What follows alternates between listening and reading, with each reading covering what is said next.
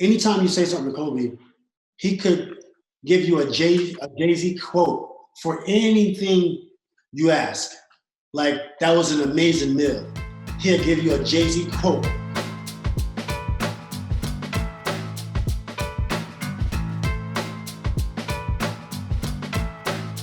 All right, Metta, appreciate you coming on the show. We're going to go through your first season with the Lakers. But before we get into it, you thought you were going to go to the Lakers in 2009. Is that story true when you went to Kobe after the 2008 finals and said to him, hey, I'm going to come, we're going to win a championship together? I wanted to see how it feels, being in the building. Not as a fan, but as a potential player. And then when the game was over, the Lakers lost to the Celtics bad. I went into the back, and I wanted to say, good job to Lamar, who I grew up with, and different things like that. And then I saw Phil. I was like, where's Kobe? I want to say good game, right? And he was like, he's in the back. And then Phil pointed me to the back in the shower. So I went to the shower, and I just tapped him, and I was like, good game.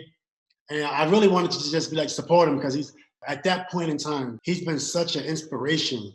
I wanted to pay my respects. That was it. And I didn't ask him, hey, I'm going to play with you. I said, you'll get him next time.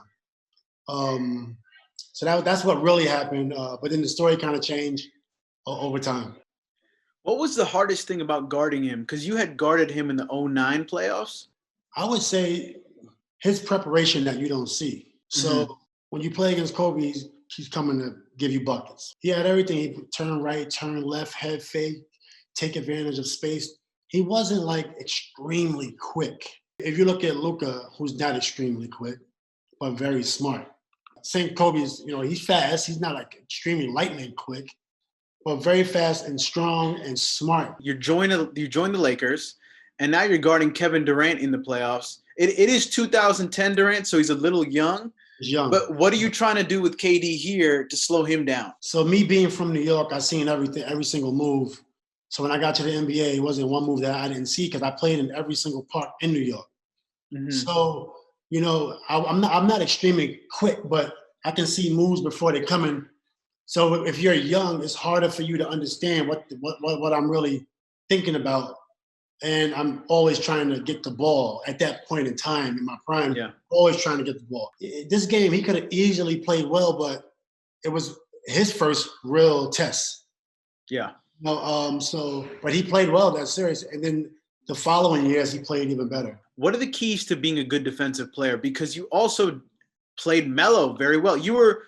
What was the range that you were the best defensive player in the league? The year before I got suspended, I finished amongst the best defensive player of the year voting. Then next year, I actually got it.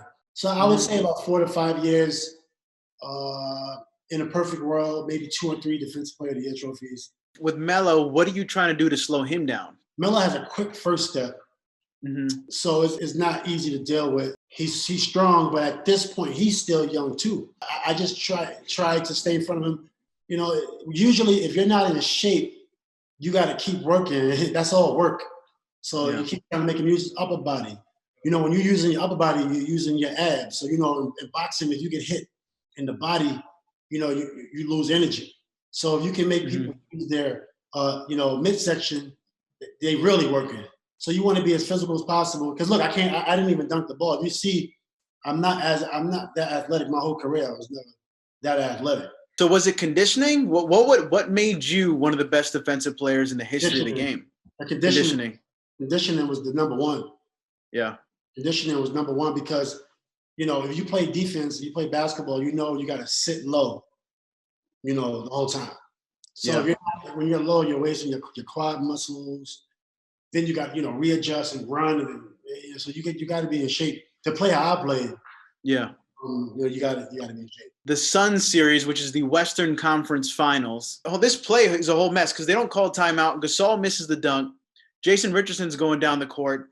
They miss a bunch of shots, and he hits the 3 to tie the game.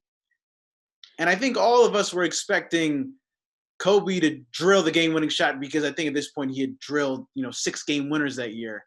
But he didn't. What, say that again? Amazing. Off the backboard, huh? That shot, right? Okay, what is your mentality here, though? They don't call timeout. Is it just get in front of Nash? Because what do you have to be careful of?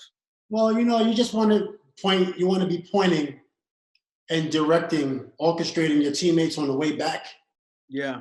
to get them, an easy access entry on the train, so to speak. Now, even the broadcast was showing all of the game-winning shots that Kobe hit, one of the most clutch players ever. So everyone thought he was going to drill this shot, but he airballed, and you were one of the few players that was able to track the ball, grab it, and still score. What were you seeing? Kobe's Superman, but you want to still support, and you see how happy he was. Yeah, he was. You have the picture of this moment behind you, right? Yeah, this is my picture. That one of my only Laker frame pictures. Derek is not in there, but Farmer is in there. Bynum's in there. Powell's in there. And that was a emotional time because during that season, I just came back from the Rockets. I was averaging 22 in the playoffs. Yeah. Scoring a rock. And then when I get to the Lakers, my productivity goes down drastically. So I had a lot of ups and downs, and this game summed up my whole season. What a coincidence. Hustle got me a chance to be in a position to actually make a big impact on the game. This win puts you to Game 6. You guys win Game 6, and you go to the NBA Finals. I have one question. I met Kobe once in my life. He was super nice. He was premiering Dear Basketball in New York City. And, after he did the premiere, he hung out with everyone that watched, about 50 people, and talked to all of them. He was super nice, spent an hour and a half, 2 hours with everybody. He would answer any question you asked him. One of the nicest things I've ever seen an athlete do. But throughout that hour and a half, you could tell he never got over the 2008 finals loss. He kept saying like that was his biggest learning moment because he had to learn to be tougher on his teammates. And I was curious, going into this series, did he say anything to you guys like, hey, this one means a lot to me because this has been bothering me for years now? He didn't say anything, but you're seeing it in his eyes. The thing about Kobe is always in his eyes. Yeah. And that loss in 2008, to me, it wasn't important because I was playing for the Kings. I'm going to just enjoy the game, but to Kobe, him losing that game, you're talking about Laker legacy. And he never beat the Celtics. The only Laker great to never beat the Celtics. So now, to me, it's not a big thing, but to him, it must have been something. He says, his last finals was one of his most important finals. To me, I'm like, the first three with Shaq was the one. Yeah. I was a player, and I'm a fan of the player. As a player, I compete, run through a wall, fight against any human living. Doesn't matter. As a fan, I love the game. Yeah. Look at Kobe and Shaq. Wow, right? Come on, come on. Of course. So to me, it's like, Kobe, you tripping. That was your finest moments. Yeah. Now, the game was a real defensive battle. I think it was like 36-42 going into halftime. I think the final score is in the 80s. So it wasn't this like high-scoring game. Did you expect that going into the game? Didn't know what to expect. Yeah. You're thinking, you might score. If I did think about it before the game, I would have said 90 points, 95. Yeah. But the game was so close. How anxious are you starting to get with Rasheed Wallace hits the big three, and then Kobe passes you the ball? Were you expecting him to pass you the ball? I didn't know. Yeah. Maybe he puts it behind his back and go the other direction. No, it's hard to predict. But I had Lamar in the corner. I also had Fisher on the other side, right? Anybody could have hit that shot. Was there a play that was drawn up here? Was it drawn up for you, or no? Was there spacing? So if you pause it, you'll see everyone is in good space. If you see the distance, it's all 15. It's all 10 to 15 foot spacing. You don't really need to run a play if you have 10 to 15 foot spacing. You don't really need to play. Was the celebration planned? The celebration was planned in the morning because, I'm still a creative guy. So I was the night before, I was in the bathroom looking in the mirror, figuring out what I'm going to do when I have big moments. And I went to, and that was one of the moments. But as you see, I only had a second to really get it in. I had to get back focused on the game. Yeah. When Sasha goes to the line, did you think he was going to hit both free throws for sure? So I told Coach, and I'm not afraid at the moment, but I'm like, Coach, Sasha is a better free throw shooter than me. So I said, put him in for someone, and he can shoot. So at the end of practices, Sasha would have hit 10 free throws in a row with his eyes closed. I was not worried about that. You know, Coach didn't want to sub, but I said, Coach, just put Sasha in. He's not missing these free throws. I know that for a fact. I mean, I'm not going to miss it, but look at my average, right? It's 73%. He's 90%. Sasha, just put him in. I don't care. Like, you know, and he hit the last 2 shots. You know, amazing. Yeah, this was cold-blooded. I remember on Twitter, people were trying to act like, oh, like he looked scared, but he was calm, cool, and collected. Sasha's crazy. He's too crazy to be scared. He's too crazy to be. Do you have any favorite Sasha stories that I don't know about? He seems like a very chill guy that doesn't really do anything that interesting. Sasha will fight anybody. I've seen him and Kobe neck to neck plenty of times. Yeah. He has a tremendous amount of heart. I was no way I was worried about that, about Sasha, you know, shooting free throws at all. Now, the last possession, you guys are just trying to make sure you don't foul, right? When they shoot a 3? Yeah, definitely. Well, I don't want to come off Paul, but you have to. Yeah. You know, you have to switch, you know, because you can't afford, you know, you don't want to give him a 3. And that was a really smart play by Lamar, just giving it some airtime. Yeah. So the seconds can keep running rather than throwing a straight pass. What was it like winning with him? Because I know you guys have known each other since, you know, you grew up in New York. That's the biggest thing. That's the number one takeaway. I won a title with Lamar Odom. Me and Lamar I played against Lamar the first time at DS Park in Woodside. Yeah. Where Dave used to rapper hang out. Yeah, I know Dave. And we played with each other since, you know, from the age of 13 to like 15, 16.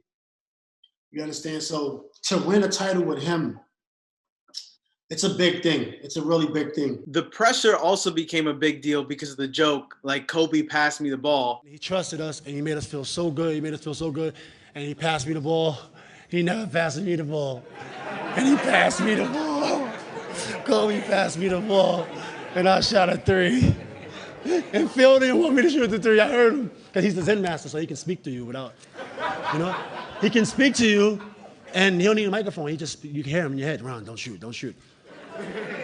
I said, whatever. Bang, 3. Woo! Obviously, you were joking, but were you also surprised how big this one got, too? This was a good moment. It was just like, because, you know, I just came from Houston, Sacramento, Indiana, putting buckets up. And then my responsibility was lessened, right? Yeah. So and I was 29 in my prime. Yeah. So at times it was kind of stressful. It was always great, but definitely stressful at times. What was the biggest thing you learned from Kobe? You know, the biggest thing is just work hard. You know, he reminded me of myself, meaning, you know, when I first got into the league, we wasn't very social.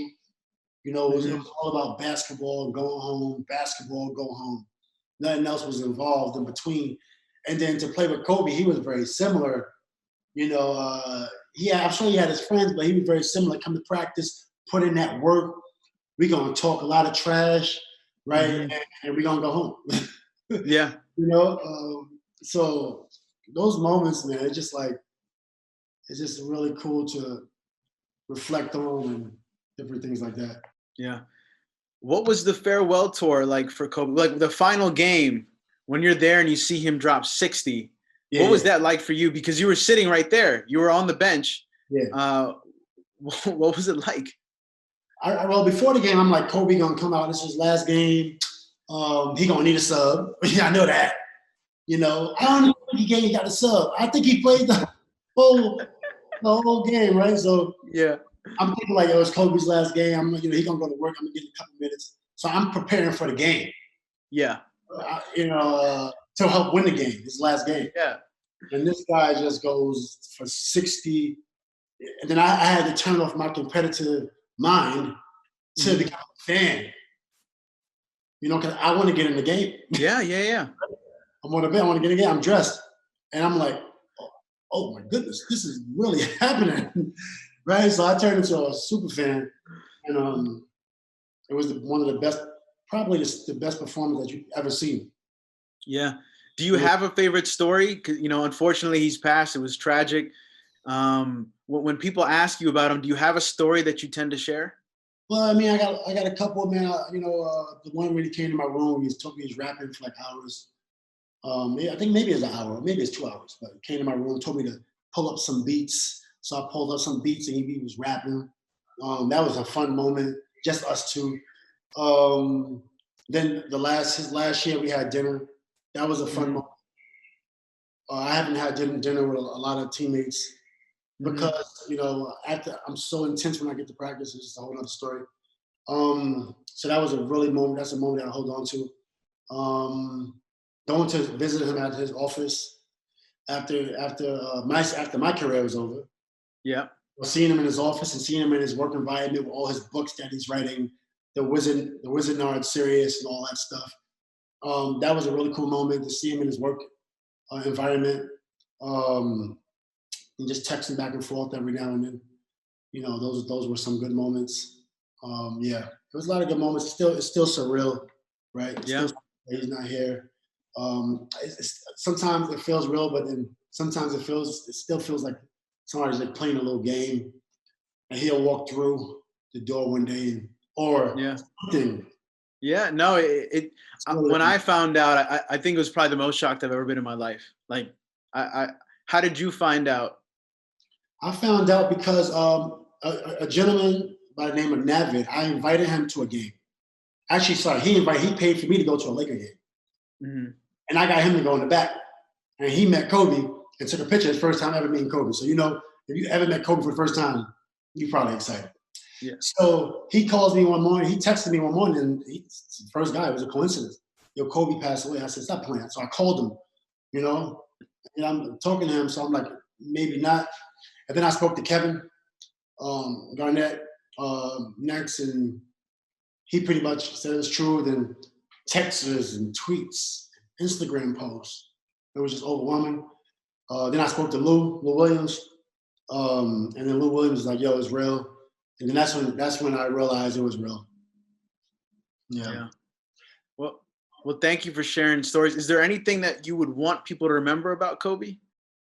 Well, I mean, I would say I always told people he was a great writer, but he's shown you he's always been a great writer. His first album was really good. His first music album that they put on the shelf, but I heard the whole album.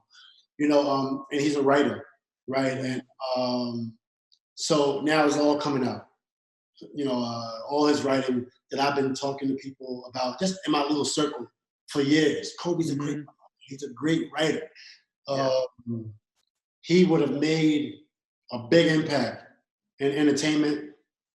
The way he thinks about detail, perfectionist, scientist, great mind.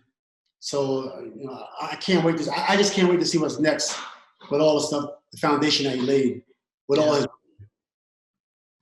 What was it when he came to your room and he started rapping? How was he? Was he good? Kobe got lyrics. So yeah, Kobe got bars. He's just focusing on basketball. Yeah. Right. So anytime you say something to Kobe, he could give you a Jay-Z quote for anything you ask. Like, that was an amazing meal. He'll give you a Jay-Z quote from one of his songs. Hey, what a game. The guy set a good screen and then he ran into the locker room or whatever. Made up story. Kobe will give you a quote, a full 2-verse, 3-verse. He could always quote Jay-Z, for anything. It was like the most amazing thing. That's crazy. Yeah. Well, thank you so much, Metta. It was fun going through your Lakers season. I learned a little bit about how to be a good defender, but I also really, really appreciate the Kobe stories. Absolutely. Thanks for having me. Thank you so much. Thanks for watching ESPN on YouTube. For live streaming, sports, and premium content, subscribe to ESPN+.